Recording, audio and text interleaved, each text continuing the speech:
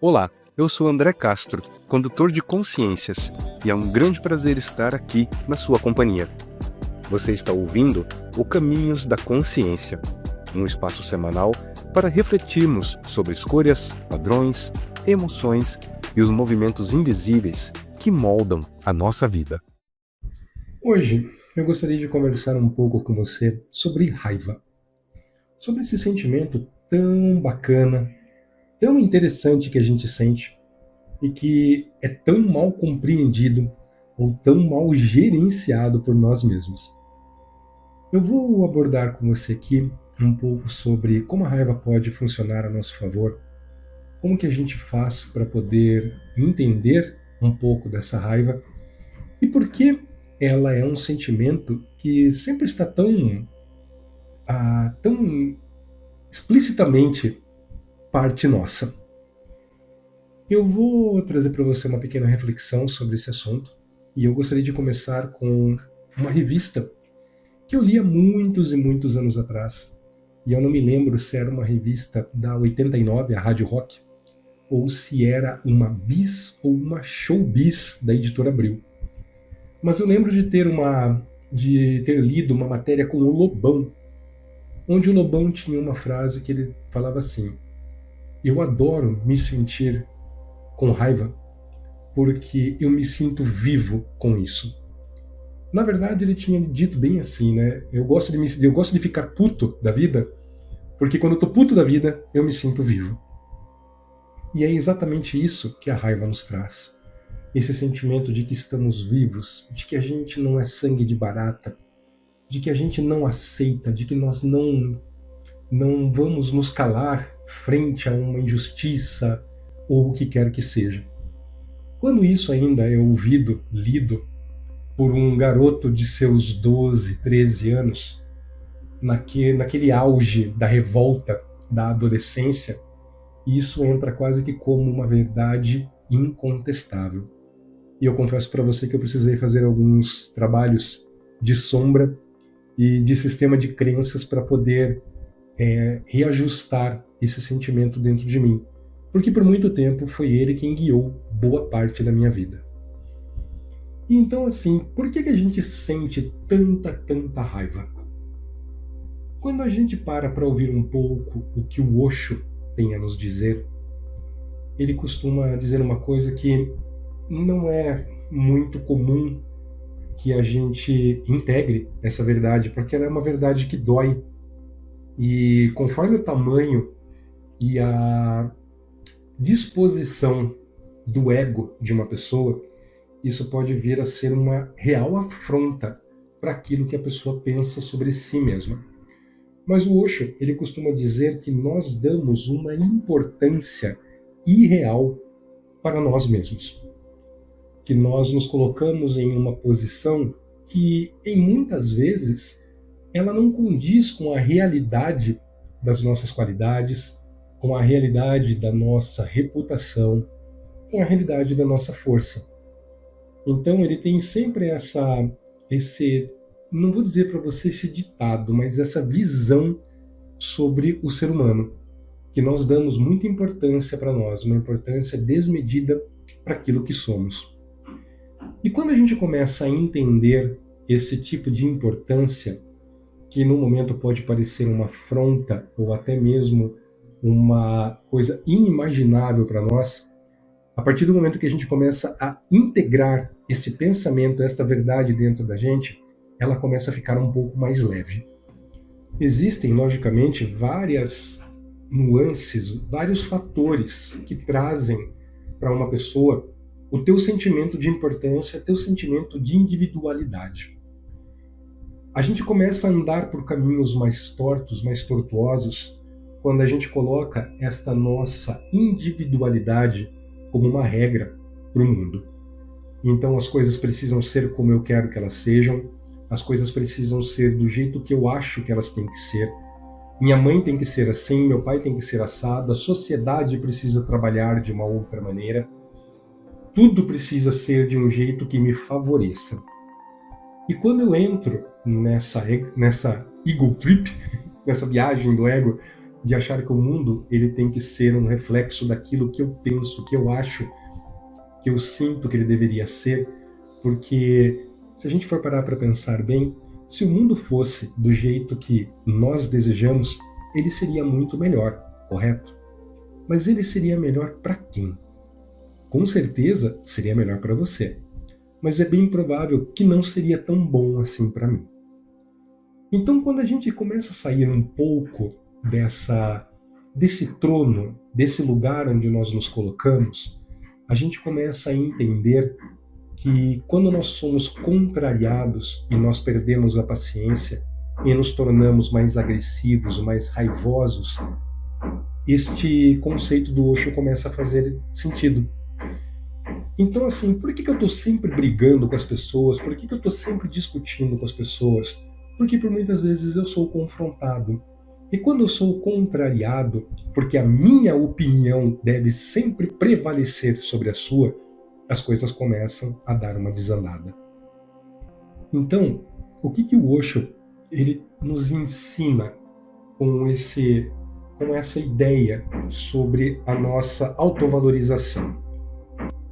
Ele pede que, primeiramente, nós possamos trazer para dentro de nós, para a nossa consciência, que nós não somos tão importantes assim como nós achamos que nós somos. Meu vizinho não está martelando aqui em cima no apartamento para atrapalhar essa minha gravação. Eu não sou tão importante assim que hoje ele falou: ah, o André vai gravar o programa dele, deixa eu descer marretada para atrapalhá-lo. Não, ele está apenas fazendo o trabalho que ele precisa fazer no dia de hoje. Não tem nada a ver comigo. Então, quando eu começo a entender que o mundo gira sem que eu precise estar no centro deste mundo, uma paz começa a se fazer presente dentro de mim e eu começo a entender de onde vem essa minha raiva. E essa minha raiva, ela vem deste meu sentimento de importância descabido que dou para mim mesmo. E como que a gente faz para tirar este sentimento, ou diminuir, ou entendê-lo? Porque entenda uma coisa, nós nunca vamos tirar algo da gente. Nós precisamos entender como ele funciona, entender o que o alimenta, quais são as suas nuances, quais são os famosos gatilhos que disparam esse tipo de comportamento e integrá-los dentro de mim. Então, a partir do momento que eu entendo que eu não sou tão importante do jeito que eu acho que eu sou, tanto faz como tanto fez se a minha opinião ela é aceita por você ou não. Eu começo a me sentir em paz com a possibilidade de não estar correto, ou com a possibilidade de repente não estar errado. Então eu vou tirando este senso exacerbado de quem eu sou e eu começo a trazer um equilíbrio para o meu sentimento. Então eu sei que aquela minha raiva, em muito dela, muito do combustível dela é o não querer ser contrariado. O que a minha opinião seja importante, que a minha opinião, o meu modo de pensar e de viver seja aceito por você. E quando eu estou nesse local de raiva, eu quero enfiar isso goela abaixo das pessoas. Quando eu estou num lugar onde eu entendo que, de repente, esse meu ponto de vista ele funciona para mim, mas ele não funciona para o outro, isso me traz uma certa tranquilidade, isso me traz uma paz, isso me deixa num ponto onde eu posso ponderar sobre as coisas que eu estou fazendo na minha vida. Parafraseando o apóstolo Paulo, eu poderia dizer que tudo me é lícito, mas nem tudo me convém. E é nesta posição, é neste local de saber que a minha opinião pode ser importante, como ela pode não ser importante, é o que me dá a liberdade de controlar e trazer esta minha raiva para um outro lugar. Ao invés de utilizar esta raiva para que eu tente colocar isso de maneiras errôneas para você, ou, como eu disse ali um pouquinho atrás, que eu tente enfiar isso goela abaixo, eu posso utilizar essa raiva para debater contigo, para poder expor com calma e tranquilidade o meu ponto de vista, para principalmente ouvir o teu ponto de vista e, por que não, aprender contigo, aprender uma nova visão sobre a vida, aprender sobre um novo pensamento, uma nova forma de se enxergar a vida e o universo do outro. E como que o Osho, então, fala para a gente trabalhar esse tipo de atitude nossa? Ele pede para que a gente, num momento de raiva, de muita raiva, a gente não, logicamente, que não no momento onde você está sentindo essa raiva, porque se você permitir que ela tome posse neste momento, você provavelmente vai fazer alguma coisa que vai se arrepender um pouquinho depois. Mas ele pede para você se retirar. Ficou com raiva? Se retira. Se retira e, no momento oportuno, sente-se, feche seus olhos e permita que essa raiva tome conta de você. Permita que ela venha. Não se reprima, como diriam os menudos, no sentir desta emoção. Deixe que ela corra pelo teu corpo. Sinta onde ela dói. Se ela dói na tua cabeça, se ela dói no teu pescoço, se ela dói no teu coração, se ela dói na boca do estômago, nas pernas, joelhos, independente de onde ela se apresente. Apenas permita que esse estado raivoso venha até você. Em um primeiro momento, você vai entender este sentimento e vai conscientemente senti-lo. Nós sempre somos instruídos por nossos pais, pelos nossos mentores, pelas pessoas que sempre nos quiseram bem, por assim dizer, a não externar raiva. Porque o menino que externa raiva, ele é ruim. A menina que fica raivosa, ela nunca vai ser amada. E por aí vai. Então, a raiva é um sentimento que a gente aprende a guardar dentro de nós.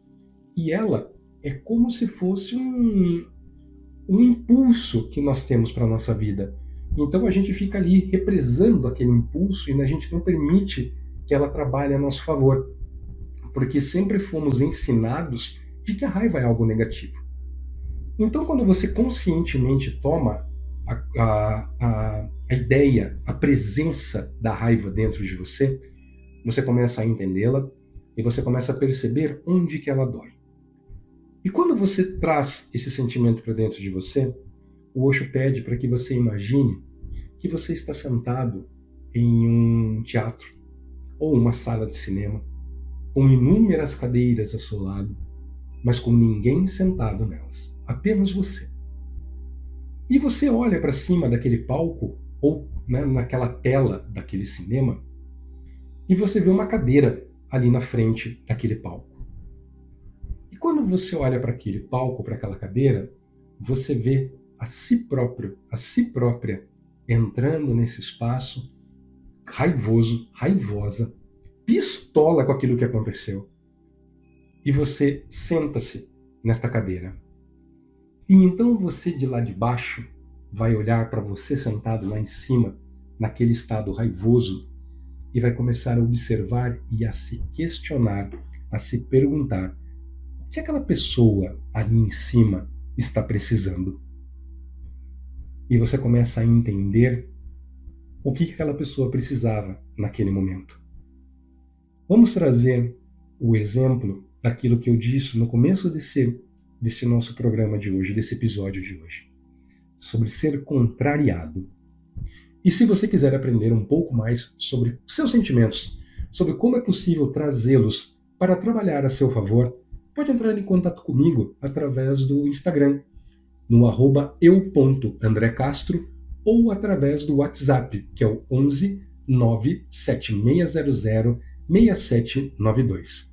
Não precisa nem guardar este número do meu WhatsApp. Basta você acessar o meu Instagram, que lá vai ter um link onde você pode clicar e entrar em contato diretamente comigo através do WhatsApp. Então, retomando o que estávamos aqui conversando, vamos trazer o sentimento da raiva quando ela vem da incompreensão. Então, quando eu estou sendo incompreendido e esse sentimento de raiva está sendo trazido para mim, e eu estou vendo eu sentado lá em cima naquele palco, eu começo a entender que aquela raiva, ela vem de uma dificuldade de ser entendido, de que eu gostaria de ser ouvido, de ser considerado, de ser visto, de repente pelo meu pai ou pela minha mãe, de repente pelos meus amigos ou professores na escola, por algum motivo no qual eu falei, fui ignorado e eu comecei a aprender que se eu disser as coisas de uma maneira mais raivosa, eu me faço ouvir. E então, quando eu começo a trazer esse tipo de consciência para dentro de mim, eu começo a entender que eu posso ser contrariado e ao invés de gritar para ser entendido, eu posso melhorar o meu argumento. E eu utilizo a energia dessa raiva para melhorar o argumento. A gente tem alguns pensamentos, né, poderia até dizer alguns memes que a gente vê na internet, né, dizendo que a gente precisa aprender a falar, que a gente precisa deixar de gritar e melhorar o argumento. Mas ninguém nos ensina como a gente pode deixar de gritar e melhorar o nosso argumento. Porque eu acredito que seja de um desejo de todo mundo poder conversar de maneira melhor. Principalmente ser entendido, ser ouvido, ser considerado naquilo que se pensa. E quando a gente traz esta consciência de que eu grito com as pessoas, de que eu quero impor as coisas porque um dia eu não fui ouvido, eu começo então a trazer essa melhora no meu diálogo, a trazer esta comunicação mais clara, mais objetiva, sem tantos rodeios. E o mais interessante é que mesmo que o outro lado não entenda ou não aceite aquilo que eu estou dizendo, aquilo que eu estou informando, o sentimento de raiva ele não bate daquele jeito que ele costumava bater. A gente simplesmente começa a entender que ali também existe um ser humano que gostaria de ser ouvido, que gostaria de ser tratado bem, que gostaria de ter sido visto de repente em algum momento da vida dele. E nos traz também a total liberdade e a confiança de decidir se eu quero estar ao lado de uma pessoa assim ou se eu quero afastá-la da minha vida. E eu não faço isso com raiva, eu faço isso com consciência, porque não é a raiva que está mais ditando o meu caminho quando eu sou incompreendido ou quando eu sou contrariado.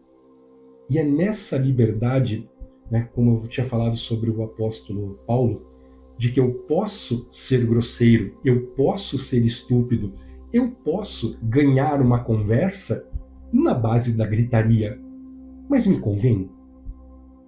Então a verdadeira liberdade é saber que isto não me convém e não fazer, como todos os outros vícios, né, que nós temos, ou sejam eles de comportamento, ou sejam eles vícios mesmo, que nos prejudicam. Né? A grande liberdade que a gente tem é poder olhar para aquilo que um dia nos consumiu e dizer assim, não, isso hoje não me consome mais. Se precisar, logicamente, se eu estiver em uma situação onde a minha integridade física, a integridade física dos meus está sendo ameaçada, eu não vou resolver as coisas na base de um lero-lero. Eu vou permitir então que aquele meu lobo de escuridão tome conta deste cenário e que eu faça as coisas de uma outra maneira. Porém, todavia, entretanto, primeiramente, quem vem à frente é o lobo de luz, é a consciência de que eu não preciso gritar, eu não preciso brigar e eu não preciso impor mais a minha opinião ou o meu modo de ver a vida, porque de repente ele realmente não vai fazer sentido para aquela pessoa e está tudo bem.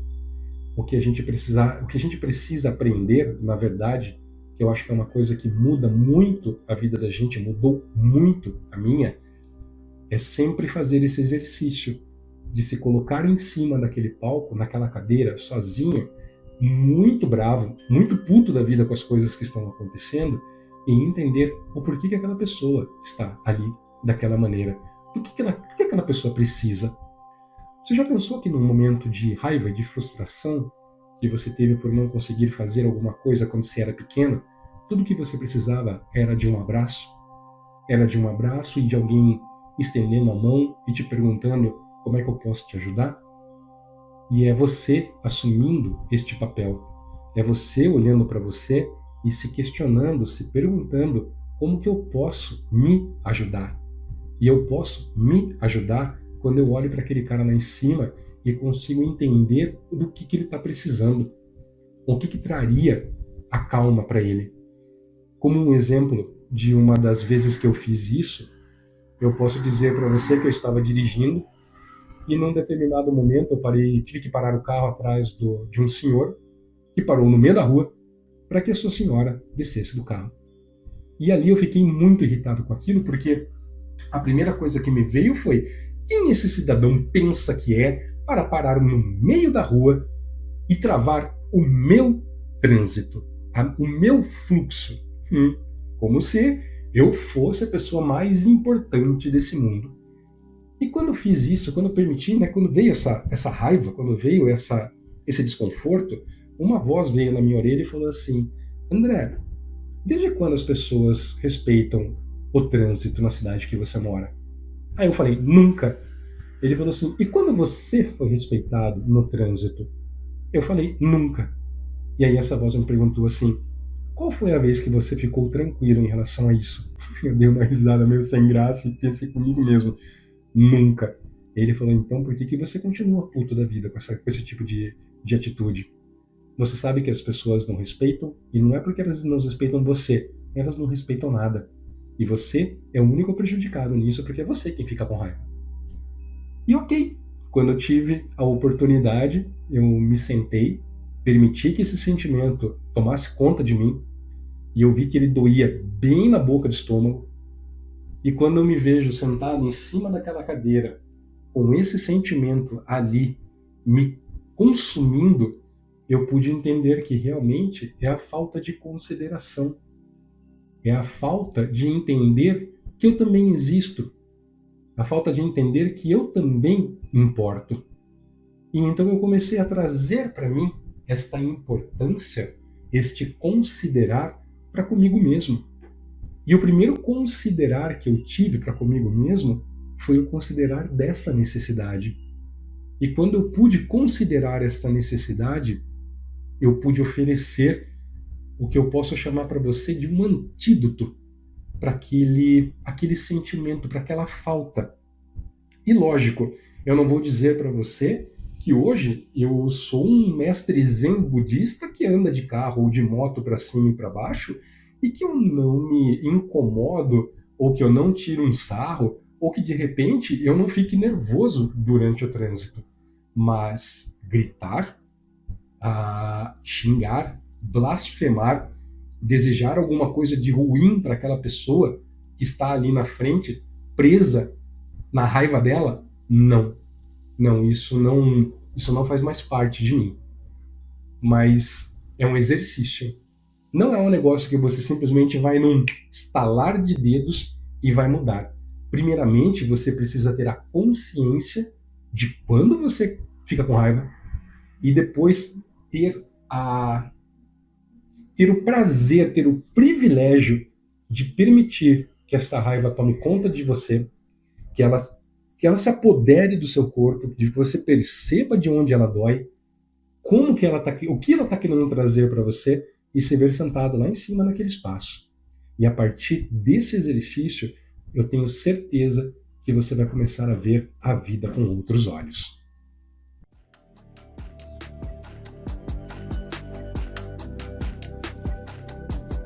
Obrigado pela sua companhia e carinho. Eu sou André Castro e te espero na semana que vem aqui no programa Caminhos da Consciência. Um grande abraço para ti, que o Criador te abençoe, esteja bem e em paz.